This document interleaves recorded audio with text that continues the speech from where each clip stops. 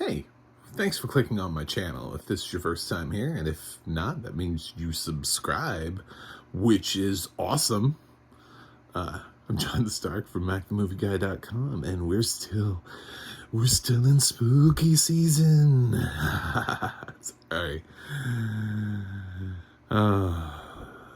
And this is Ouija.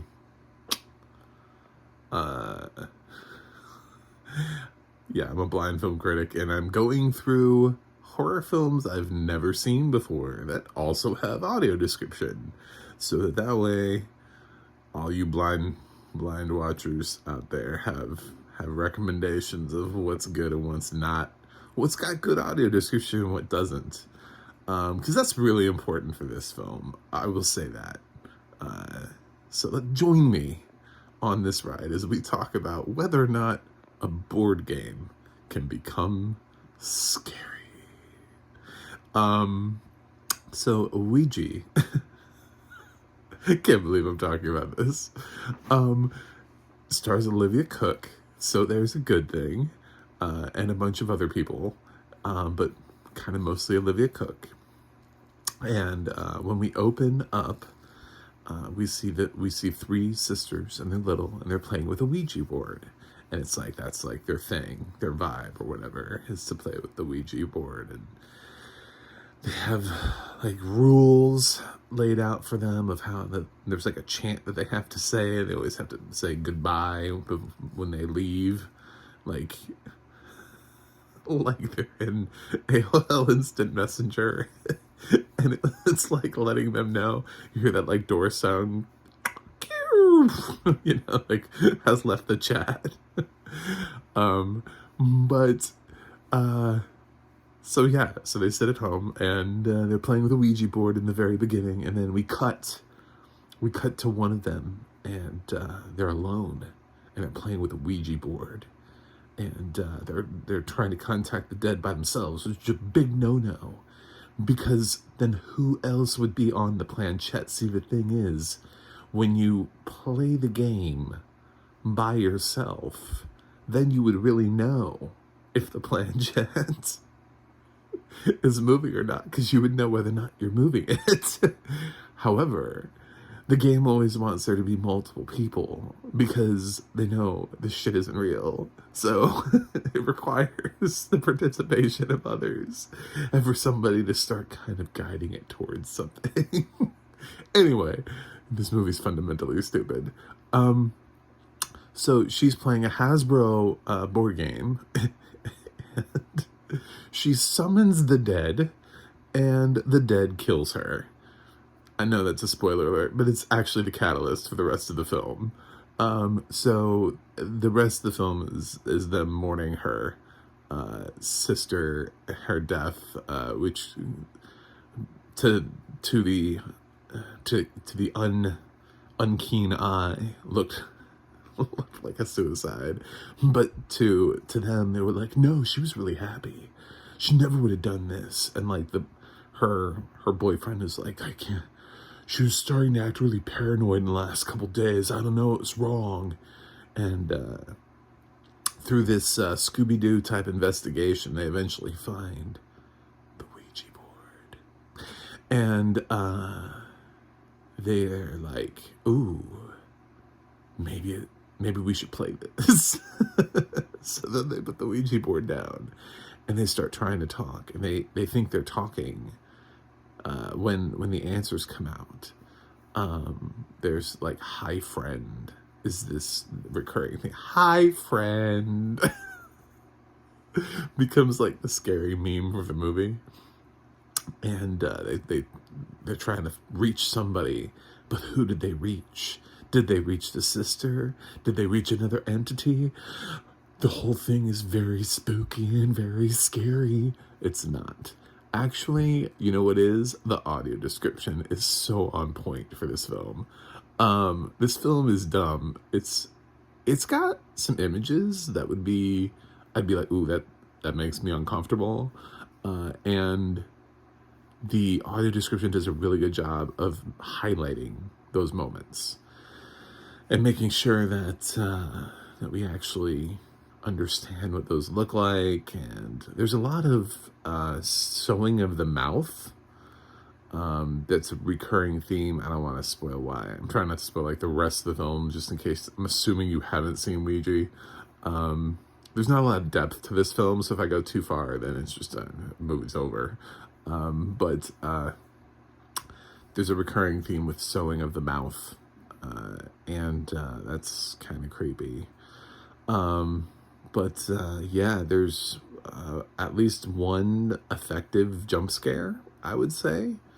I don't know if it's cheap or earned. I guess it's, I mean, it's in a place, so maybe it's earned. Sort of, it's kind of earned. It's a jump scare, but it's not, yeah, I mean, it's not just like a random barking dog, you know? I hate those. Or like a loud door that shuts for no reason. But yeah, so it's got some creepy images in it, and the audio description does an excellent job of making sure that we know who this is. This was done by Christopher Flowers. I don't think I've ever heard him do a narration before.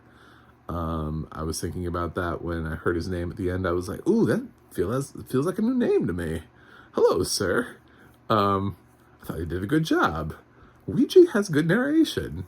So if you're looking for a film, because sometimes it's about the narration. I've noticed a couple horror titles where they're narrated by somebody who doesn't know they're narrating a horror film. So like, there's none of the scares are emphasized, none of the gore.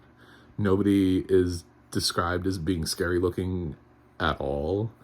So it's really just sort of like, and those are better films, by the way. This one is scarier. I just reviewed The Night House, which by all means, from what I can see on the internet is like, yeah, The Night House is awesome. It's so scary.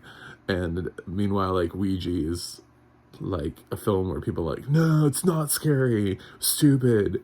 And it's like, Ouija was scarier because Ouija had better audio description. So for my community, I would give Ouija the better thing. Ouija is stupid as shit, though, because I still can't get over the fact of several plot points in this film.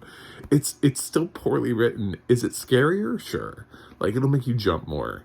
But this movie is still fundamentally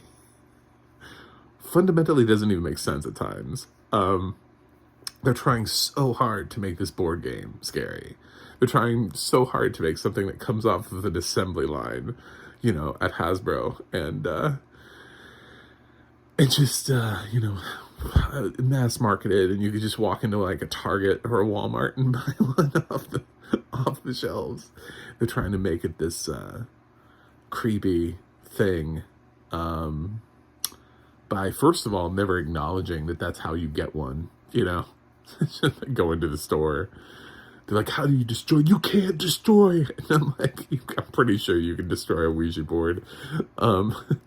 Destroying it won't help you. It's a very, this movie is very much like that. It's trying so hard. And I appreciate it. I appreciate that somebody was told, hey, we'll give you $1 million if you can write a Ouija movie. And they were like, about what? Well, obviously make it scary. I mean, this is Blumhouse. Like, what else are we gonna do? You know, we don't make comedies, so yeah, make it a scary film. So they were like, oh, okay, I'll try. And we got Ouija. I have heard that this sequel, which is actually a prequel, Origin of Evil, is legitimately good. So I'm interested to see that. That's one of the reasons I watched this, was so that I could get to Origin of Evil, because I thought it'd be weird if if Origin of Evil shows the story that is in this, then cool. That could be creepy. I'll give it that. So anyway, great audio description, not so great of a movie. But I think the possibility that the audio description gave me a better enjoyment might affect my enjoyment level of the film a little bit more. But I'm still gonna ride with Ouija on a C-. It might be slightly elevated because I like the audio description. So good job, Christopher Flowers and the Media Access Group for giving me exactly what I needed in terms of horror movie description. Fantastic description for horror movies. I grade A, grade A for your genre. And I can't say that for every film in this genre. So that would be why I would say check out Ouija, is if you are part of my blind community and you're looking for something scary to watch, but you're like, oh, but the narrations always suck. And I was like, actually, the narrations on this pretty good. It's just, it's not working with a lot, but it's really good when it has something to work with. That's it. I'm trying to get to 100 by the end of the year, so if you could throw me a subscribe, that would be great. If you could, you can always check out my website, macthemovieguy.com, for more reviews. You can go to the audio description project, adp.acb.org. It'll let you know what has audio description, where you can watch it. And you can go to theadna.org, and you can look up Christopher Flowers and see what else has he done. And check him out over there. Anyway, that's it from me, and you will, I gotta go review something else, so you'll see me on the other side.